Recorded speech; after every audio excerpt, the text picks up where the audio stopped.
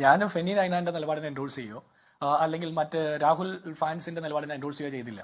പക്ഷെ ഒരു കാര്യമുണ്ട്, നമ്മുടെ സമൂഹത്തിലെ ഇത് പൗരാവകാശങ്ങൾ എന്ന് പറഞ്ഞാൽ ഈ പറഞ്ഞ പേടിച്ച് മിണ്ടാതിരിക്കുന്നത് മാത്രമല്ല, അഭിപ്രായം പറയാനുള്ള അവകാശം കൂടിയുണ്ട്.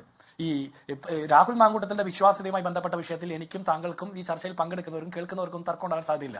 അദ്ദേഹം മുൻപ് പറഞ്ഞ നിലപാടിൽ നിന്ന് കുറച്ച് പുറകോട്ട് പോയി. അദ്ദേഹത്തിന്റെ വിശ്വാസ്യതയ്ക്ക്, ഒരു പൊതുപ്രവർത്തകൻ, ഒരു MLA എന്നുള്ള നിലയ്ക്ക് വിശ്വാസ്യതയ്ക്ക് കോട്ടം തട്ടിയിട്ടുണ്ട്, ഒരു സംശയമില്ല. പക്ഷെ ഞാനൊരു കാര്യം പറയാം, രാഹുൽ മാങ്കൂട്ടത്തിനെ പ്രതിയാർക്കാൻ വേണ്ടിയിട്ട് ആവേശം കൊള്ളുന്ന ആവേശ കമ്മിറ്റിക്കാർ, അവർക്കും വിശ്വാസ്യത ഉണ്ടാകണമല്ലോ. ഈ വിശ്വാസ്യത ഒരു പ്രശ്നമാണെന്നേ.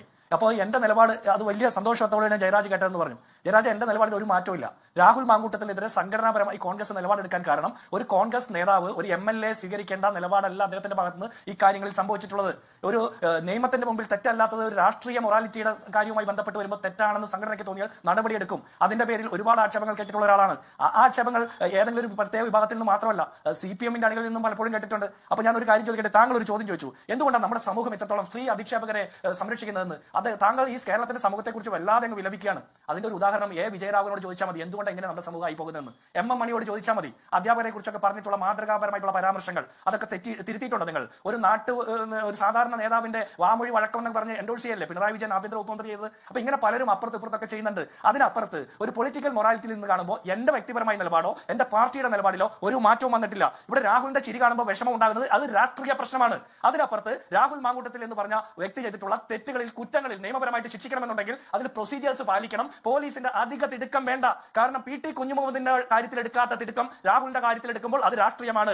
മുകേഷിന് ഒളിച്ചു നടന്ന് മുൻകൂർ ജാമ്യം കിട്ടാൻ വേണ്ടിയിട്ട് പോലീസ് ഒളിച്ചു നടന്നപ്പോൾ എടുത്ത ആ ജാഗ്രത കുറവുണ്ടല്ലോ, അത് രാഹുലിന്റെ കാര്യത്തിൽ സംഭവിക്കുന്നില്ലെങ്കിൽ അത് രാഷ്ട്രീയമാണ്. P ശശിയെ സംരക്ഷിക്കുന്ന പാർട്ടി പൊളിറ്റിക്കൽ മൊറാലിറ്റിയുടെ ക്ലാസ് മറ്റാരെയും എടുപ്പിക്കരുത്. ഇതൊരു കാര്യം കൂടി പറയാം. ഒരു സിനിമാ നടൻ, ഏത് സിനിമാ നടനെ കുറിച്ച് താങ്കൾ പറഞ്ഞതെന്ന് എനിക്കറിയില്ല, പക്ഷേ ആ സിനിമാ നടൻ മുകേഷ് ആണെങ്കിൽ താങ്കൾ പറയണം, ഇതേ സിനിമാ നടന്റെ മുൻ ഭാര്യ ഇപ്പോഴത്തെ ആരോഗ്യമന്ത്രിക്ക് കൊടുത്ത ഇന്റർവ്യൂ അത് കേട്ടിട്ട് എങ്ങനെയാണ് നിങ്ങൾക്ക് നിയമസഭയിൽ മത്സരിപ്പിക്കാൻ തോന്നിയത്? ഇവിടെ പീഡനം മാത്രമല്ല, സ്ത്രീ അധിക്ഷേപം, സ്ത്രീകൾക്ക് നേരെ നടക്കുന്ന അക്രമം, പൂർണ്ണ ഗർഭിണിയായിട്ടുള്ള സ്ത്രീയെ താഴെ തള്ളിയിടുന്നതും അതിക്രൂരമായിട്ട് മർദ്ദിക്കുന്നതും ഒക്കെ സ്ത്രീകൾക്ക് നേരെ നടക്കുന്ന അക്രമ, ലൈംഗിക പീഡനം മാത്രമാണോ അക്രമമായിട്ട് നിങ്ങൾ കാണുന്നത്? അപ്പൊ മുൻ ഭാര്യയുടെ സ്റ്റേറ്റ്മെന്റ് കേട്ടിട്ട് പോലും, നിങ്ങൾ അത് പൊതുസമൂഹത്തിന് മുമ്പിൽ ഉണ്ടായിട്ട് പോലും നിങ്ങൾ 2 വട്ടം സീറ്റ് കൊടുത്തു. അതിനുശേഷം ആരോപണങ്ങൾ ഉയർന്നു വന്നപ്പോൾ നിങ്ങൾ പാർലമെന്റിലേക്ക് സീറ്റ് കൊടുത്തു. അപ്പൊ നിങ്ങൾ ഇങ്ങനെ നമ്മുടെ സമൂഹം ആയിപ്പോയത് വല്ലാതെ.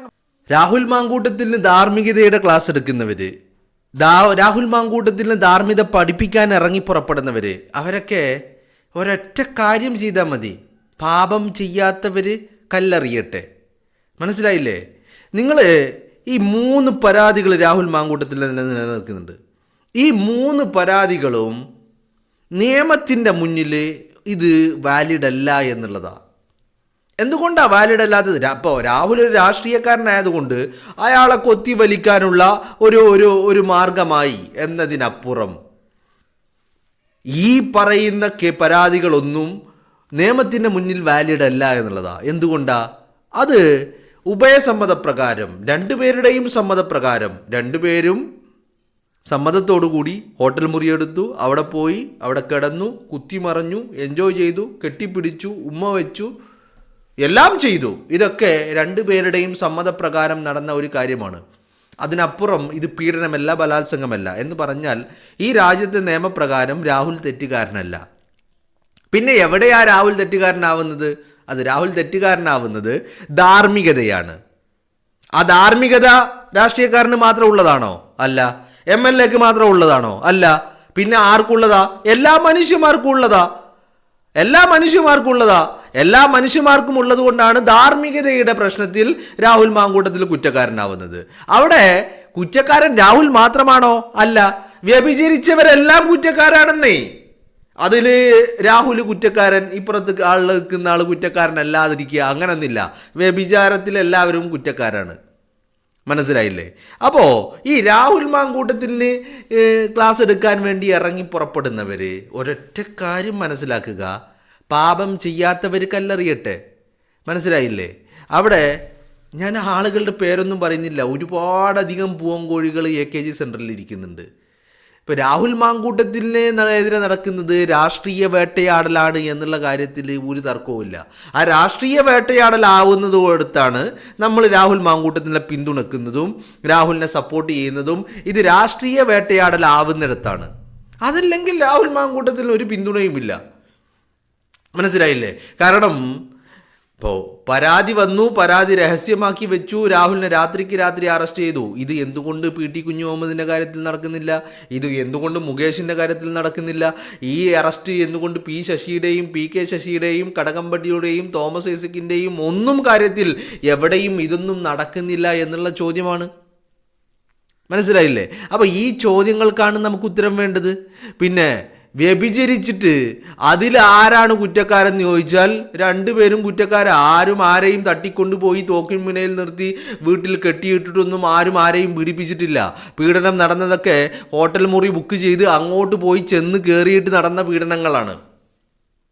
മനസ്സിലായില്ലേ? അപ്പോൾ അതിൽ ഒരാൾ മാത്രം വലിയ കുറ്റക്കാരൻ, മറ്റയാളൊക്കെ പുണ്യാളന്മാർ. അത് വീട്ടിൽ പോയി പറഞ്ഞാൽ മതി. മനസ്സിലായില്ലേ? അത്രേ ഈ കാര്യങ്ങളിൽ പറയാനുള്ളൂ. ഈ എന്തുകൊണ്ട് രാഹുൽ ചിരിക്കുന്നു, എന്തുകൊണ്ട് അയാൾക്ക് ജനപിന്തുണയുണ്ടാകുന്നു എന്ന് ചോദിച്ചാൽ ഇത് പച്ചക്ക് അയാളെ വേട്ടയാടിയതാണ് എന്ന് ജനം വിശ്വസിക്കുകയാ. സ്വാഭാവികമായിട്ടും ആളുകൾ അയാളോടൊപ്പം നിൽക്കും. അതിനാർക്ക് കുരു പൊട്ടിയിട്ടും കാര്യമില്ല. പറയാനുള്ളത് നമ്മൾ പറയും.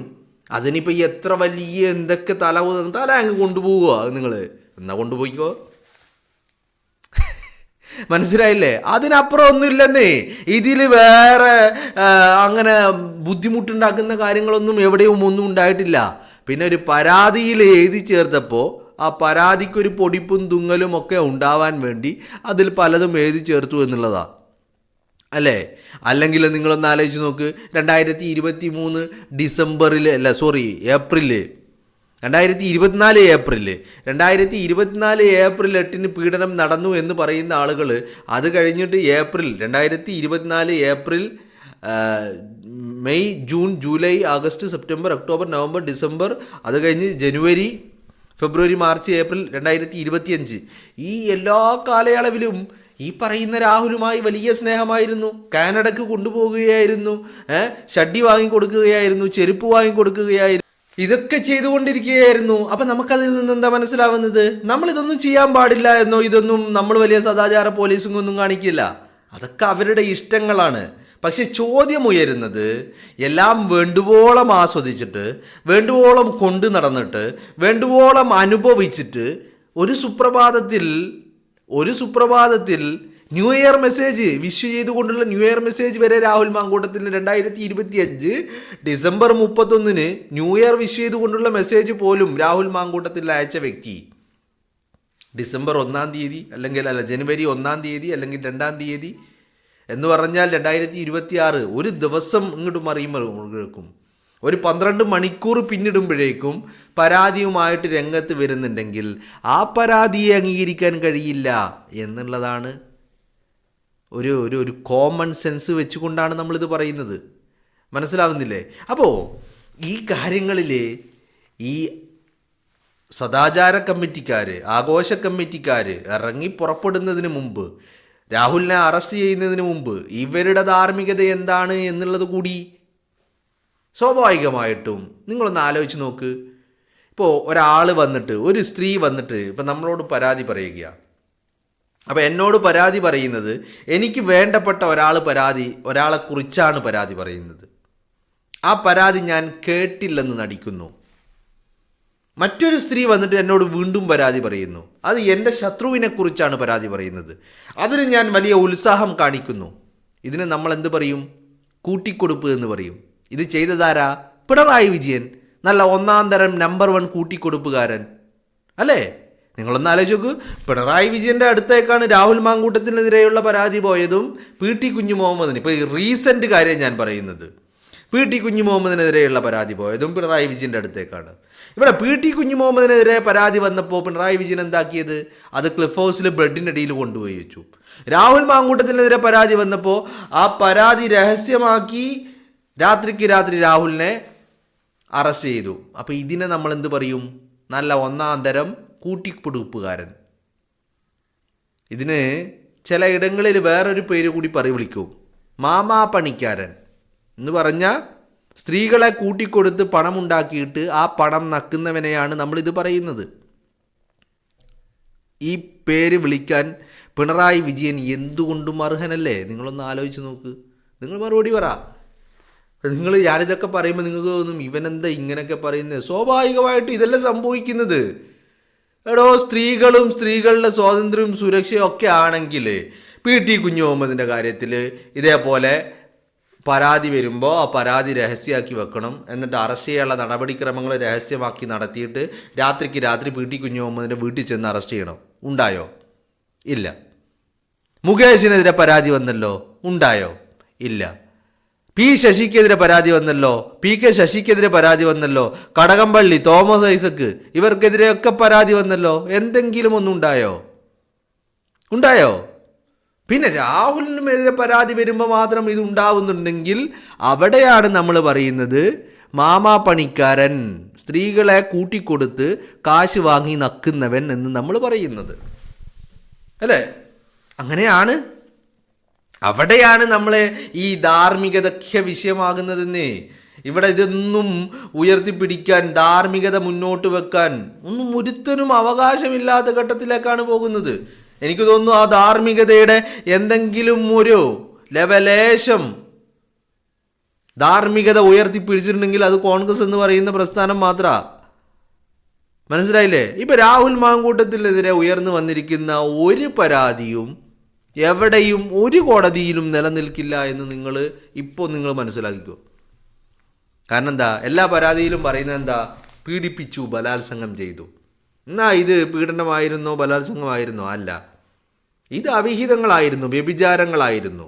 അതിന് പീഡനമായി ബലാത്സംഗമായി കാണാൻ ഒരു കോടതിക്കും കാണാൻ സാധിക്കില്ല എന്നുള്ളതാ. മനസ്സിലായില്ലേ? അങ്ങനെ വരുമ്പോൾ രാഹുൽ കോടതി പറയും രാഹുൽ കുറ്റക്കാരനല്ല എന്ന്. അന്ന് നമ്മൾ കോൺഗ്രസിനോട് ചോദിക്കും, പിന്നെ നിങ്ങൾ എന്തിനാണ് നിങ്ങൾ ഇത്തരത്തിൽ നടപടിയെടുത്തത് എന്ന് നമ്മൾ ചോദിക്കും. അതിനൊരൊറ്റ ഉത്തരമേ ഉള്ളൂ. കോൺഗ്രസ് അവിടെ ഒരു പൊതുപ്രവർത്തകൻ എന്താവരുത് എന്നുള്ളതാണ് കോൺഗ്രസ് പറയുന്നത്.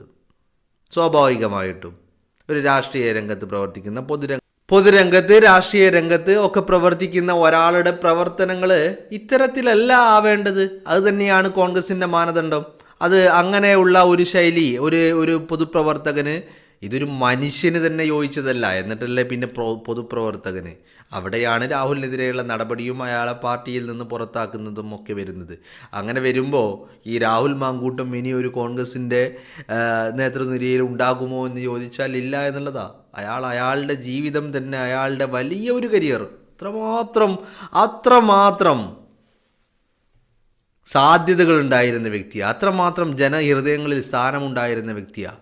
പക്ഷേ നശിപ്പിച്ച് കളഞ്ഞു എന്നുള്ളതാണ്. അതുകൊണ്ട് രാഹുൽ മാങ്കൂട്ടത്തിന് ധാർമ്മികതയൊന്നും ആരും പഠിപ്പിക്കണ്ട. ആ പഠിപ്പിക്കാൻ ഇറങ്ങുന്നവർ അവർക്കതിനുള്ള ധാർമ്മികതയുണ്ടോ എന്നുള്ളത് ആദ്യം ചെക്ക് ചെയ്യുക. അവർക്കതിനുള്ള അവകാശമുണ്ടോ എന്നുള്ളത് ആദ്യം ചെക്ക് ചെയ്യുക. എന്നിട്ട് ഈ ജനങ്ങളുടെ മുന്നിൽ ഇതൊക്കെ വന്ന് വിളിച്ച് പറയുക. മനസ്സിലായില്ലേ? പിന്നെ വ്യഭിചാരം എന്ന് പറയുന്നത് അതൊരു കുറ്റകൃത്യമാണ്. അതിൽ ഒരാൾ മാത്രമല്ല, രണ്ടാളും ഒരുപോലെ കുറ്റക്കാരാണ് എന്നുള്ളതാണ്.